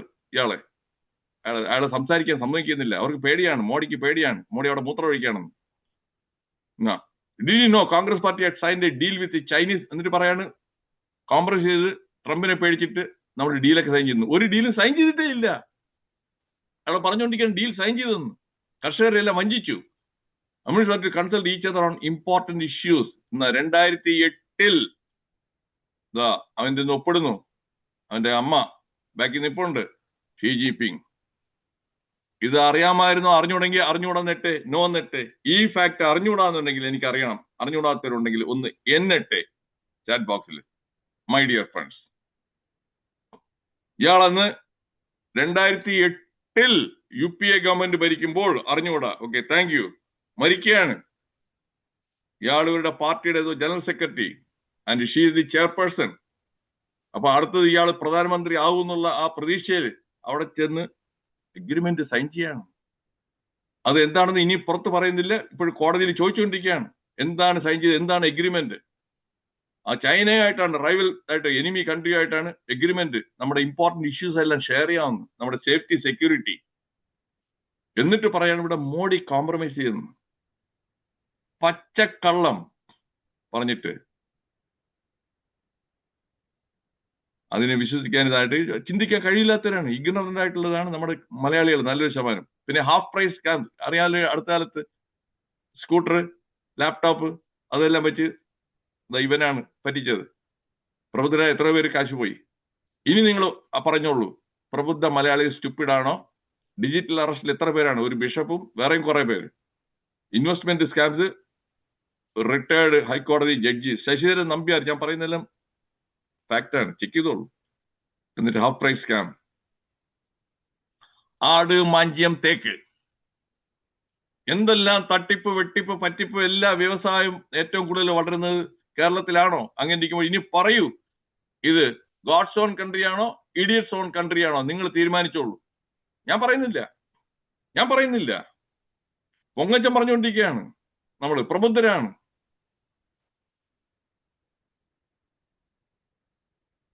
Motivation alone is not enough. If you have an idiot and you motivate him, now you have a motivated idiot. Remedy, ഇനി എന്താണ് പരിഹാരം? പ്രതിവിധി. പ്രോബ്ലം പറഞ്ഞിട്ട് ഞാൻ സൊല്യൂഷൻ പറയാം. എന്താണ്? OM, ഓപ്പൺ മൈൻഡ് ആയിരിക്കണം. എല്ലാം അറിയാവുന്നുള്ള ഭാവം ഇല്ല. എന്താണ് ആയത്? അടുത്തത് ഇന്റലക്ച്വൽ ക്യൂരിയോസിറ്റി വേണം, അറിയാനായിട്ടുള്ള ആ ഒരു ജിജ്ഞാസ. ഐഡിയൽ ക്യൂരിയോസിറ്റി ഇല്ല. ഐഡിയൽ ക്യൂരിയോസിറ്റി ഉള്ളത് ഇന്റലക്ച്വൽ ക്യൂരിയോസിറ്റി, ഫാക്ട് കണ്ടുപിടിക്കുക, എന്താണ്, വൈ, വാട്ട് എന്നുള്ളതൊക്കെ. ഐഡിയൽ ക്യൂരിയോസിറ്റി എന്താണിത്, അയാൾ ഇത്രയും വലിയ വീടൊക്കെ വെക്കണമെന്നുണ്ടെങ്കില്ല കുറെ കാശെ കിട്ടിക്കാണും കേട്ടാ, മറ്റേതായി കാണും, അതിങ്ങനെ ആയിരിക്കും. പിന്നെ ഗണേശ അത് പിന്നെ പറയേണ്ട ആവശ്യമുണ്ടോ? അത് ഇതെങ്ങനെയല്ലേ. ഇതാണ് ഐഡിയൽ ക്യൂരിയോസിറ്റി. പിന്നെ തിങ്കിങ് സ്കിൽസ്, നന്നായിട്ട് ചിന്തിച്ച് വിവേകപൂർവ്വം തീരുമാനം എടുക്കാനുള്ളത്. അടുത്ത ആഴ്ച, അതായത് മറ്റന്നാൾ എന്റെ ടോക്കാണ് പ്ലാസിബോ എഫക്ട്സ്, നോസിബോ എഫക്ട്സ്, എന്റെ പ്ലാറ്റ്ഫോമിൽ. Now, yes, I welcome your questions or comments. ഇനി എത്ര മിനിറ്റ് ഉണ്ട്? 3 മിനിറ്റ് ഉണ്ട് അല്ലേ? നന്ദി വേണുഗോപാൽ ഡോക്ടറെ. ആർക്കെങ്കിലും ഡോക്ടറെ ഈ ക്ലാസ്സിൽ എന്തെങ്കിലും അഭിപ്രായം പറയാനുണ്ടെങ്കിൽ, അല്ലെ എന്തെങ്കിലും സംശയം ചോദിക്കാനുണ്ടെങ്കിൽ ഹാൻഡ് റൈസ് ചെയ്യണേ.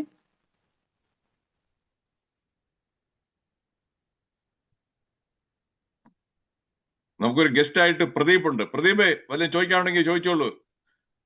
പ്രദീപ് ഈസ് ഒരു സോഫ്റ്റ്വെയർ, എന്റെ ഒരു ചെറിയ സ്വന്തം സ്ഥാപനമൊക്കെ നടത്തുന്ന കക്ഷിയാണ്, പാലക്കാടുകാരനാണ്.